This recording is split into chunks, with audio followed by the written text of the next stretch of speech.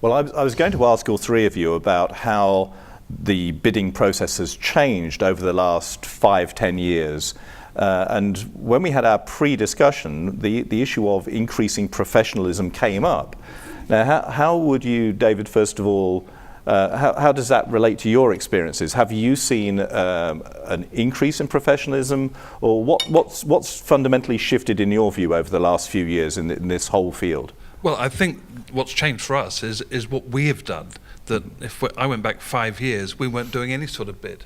Mm-hmm. But it wasn't formalised, and so we might have picked a couple of cities and just said, "Look, here's a." And I think we had a one-page fact sheet, and it said, "Send us in a bid," but it wasn't anything like structured enough for people to be able to produce a proper bid. And we're still not there, but we have formalised it more in the last few years, and we're seeing the real benefits from that, because we're able to plan now. And so when we end up with our shortlist of 3. We have pre-qualified them then through this process, so that whichever one of our dear executive committee, whichever one they choose, we can live with as organisers, because it's an absolute free choice for them. We do not lead them to any particular discussion. So that's what's changed for us. We're getting a better deal out of it, and we end up with a better Congress for our members, which is our objective.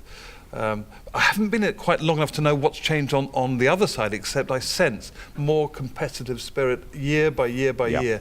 And there are certain cities, and many of them will be here, have become really competitive with each other, because you've got all these league tables now, haven't you, of who wins what bids. People know more through ICCA, through IMEX, through other institutions. They know more about who's winning these bids, so it becomes highly competitive.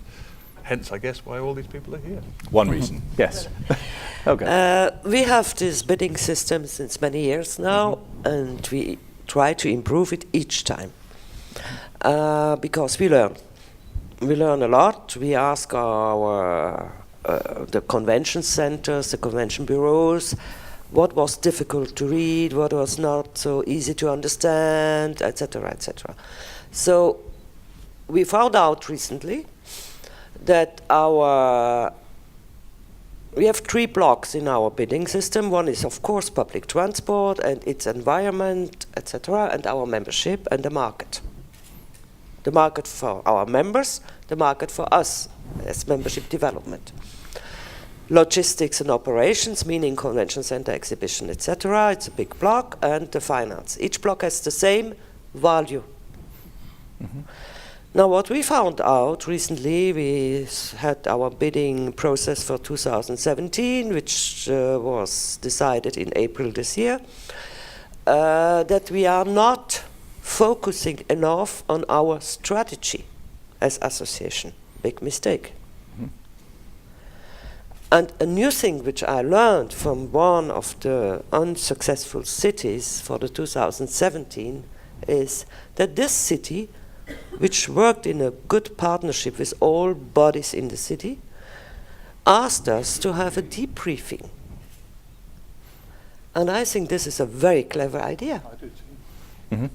What happened, what was wrong, why didn't they win, etc., etc. Mm-hmm. And this is very good, I think. Yeah, certainly within ICCA, within our own process, we have a very extensive debriefing process to try and help each of the bidding destinations to improve their future performance. But I agree with you, it's very rare that I've come across medical associations or technical associations or trade associations having that as part of their bidding process.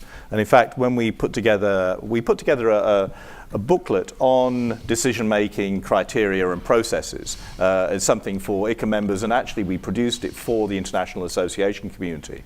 And included in there is the advice that associations should ask suppliers to provide bidding. So you as suppliers can actually help to drive that process by asking the clients to give that feedback. And if they're like Helga or David, and they themselves want to improve their process, they will be delighted to actually share some of that insight.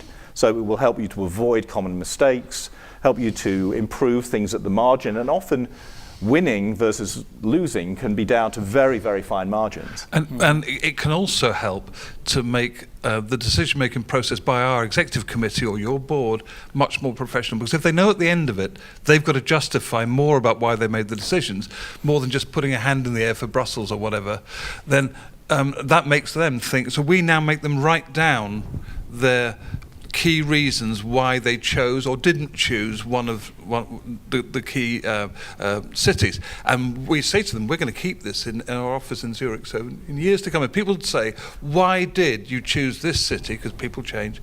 We have got the evidence here of what the executive committee said. That made them think. I would say that answering to Elga, as she mentioned before, maybe to all ICCA members, just to let them know that ICCA has a youth disposal for associations, the portal for associations. So that tool was created to provide association with tools in order to get out the box, let's say. Yeah. Yeah. So where you can find all the information about in which city took place what conference, and you know that all. Regarding the change, I will say, Martin, from my perspective, associations have changed dramatically from a volunteer job to a professional job. And it has been reflected in all aspects of the association. Now, for me, it's difficult not to find an association with a strategic plan.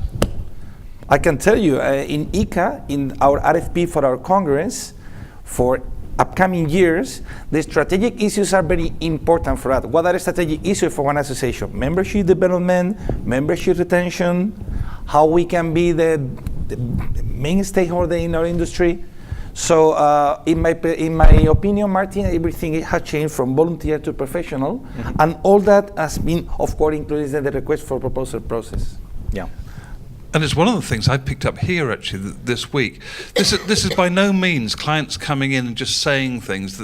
This is a two-way process that's been this week, and I've really enjoyed it. I mean, I never get to talk about my association, and then this week it's been like a therapy session. I've been able to talk to engage people about it. And one of the things that I'm going to take out of this is that people are saying, we've got a strategic document about what we should be doing the next 2 or 3 years, but we don't incorporate any of that into our RFP. And so the three tables that are working on this in another session are saying to me, well, what are your objectives? And it's really made me think, and so I'm going to change it before we release this in September. So I would say thank you already to ICCA for that. You're welcome. I saw, Gerrit, there was a question from yes. Far away. There's lots of stuff going on online. I don't know how many of you here in the room are also following through associationbidding.com and then tap the chat only function, and you can actually follow what's going on right there. I'd like to highlight 2 tweets in regard to the discussion going on. First of all is, Martin, the question is whether you've been a professional TV host before your career as the CEO of ICCA, but I'll take that as a compliment for you.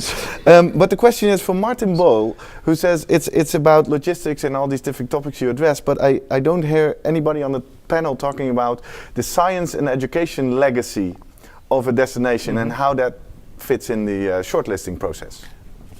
Okay, I think it's not just about legacy, it's about expertise. All right, I'll leave you to that. Yeah, I mean, this is one of those areas that goes to the heart of what David was just saying about the association's objectives. There is a mission usually for that association. They're trying to change the world in some way or change an industry, certainly with public transport. Definitely it's a changing the world type agenda. But there's also very specific business objectives that are in there as well.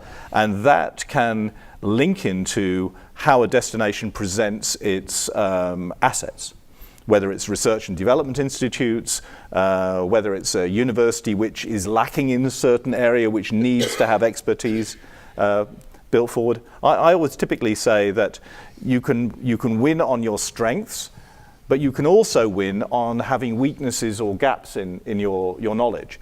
So how would you say, Juan Jose, how would you react to this question of legacy and science? I think it's one important issue that we are addressing, and the association from all the RFP I see more and more, they're incorporating what are you proposing me in the bid to leave a legacy in the destination, and not only related to expertise or education. We want to leave a legacy. We all know that many important conferences, when they come to one destination, it creates a lot of awareness about that specialty to the politicians and to the community. So I think that's one important issue. And if you are smart, you can use it like a PR issue in order to create more awareness of the specialty in that destination or country. Okay. Yeah, it's very important. I discussed with my young colleagues here, the tables preparing the UITP bid, it can be that we would like to show the holy world of public transport to many, many participants, to give a best practice example, which they could take over and go back and have also the motivation to do it in their own countries or cities. Or we go to a destination, this is what I mean with strategy, where public transport is not very sexy because too many cars, too much space for the cars. No politicians think that they would lose votes if they reduce parking space. So we go to a place to put public transport higher on the agenda. And this is what we leave in the country.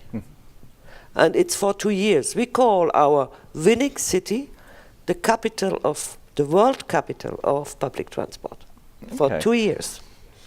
This is making our organisation feel a bit shallow at the moment because we don't think in these grand terms of sort of scientific legacy or anything like that. But we do have objectives in terms of free flow of the press and so on.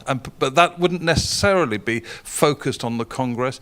But what we would do is try and reach out to local members that have not engaged before and try and do the knowledge sharing legacy, if you like, bringing best practice in from one place to another. And that's what we do in a little way with our District Press Training Foundation, where we would take people from underdeveloped countries that don't have the distribution infrastructure and take them to, say, Germany or the UK, and we would pay for that, and then they go back and spread the expertise in their country. But it's not directly connected with the Congress. With the leg, yeah.